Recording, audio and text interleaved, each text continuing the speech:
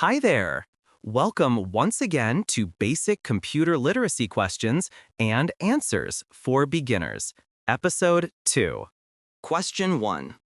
Which component is often referred to as the brain of the computer? The answer is D, CPU. Question 2. CPU speed is typically measured in which unit? The answer is D, gigahertz. Question 3. What is the purpose of a heatsink and fan assembly on a CPU? The answer is C, dissipate heat generated by the CPU. Question 4. Which term describes the number of basic instruction cycles a CPU can perform per second? The answer is C, clock speed. Question 5. What is overclocking?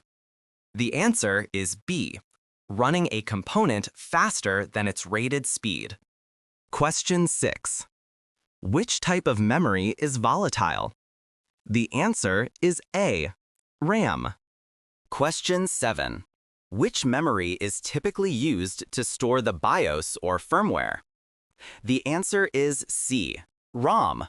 Question 8. What is the fastest type of memory in a computer system?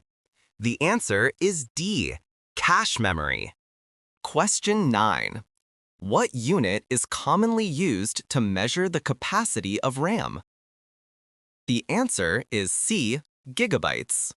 Question 10. Which term refers to the process of the CPU temporarily storing actively used data and instructions? The answer is A, caching. We've come to the end of yet another episode. I hope you were able to answer all the questions correctly. All the same, thank you for watching. Please subscribe or follow, like, and share for more episodes. I will see you in the next one. Bye for now.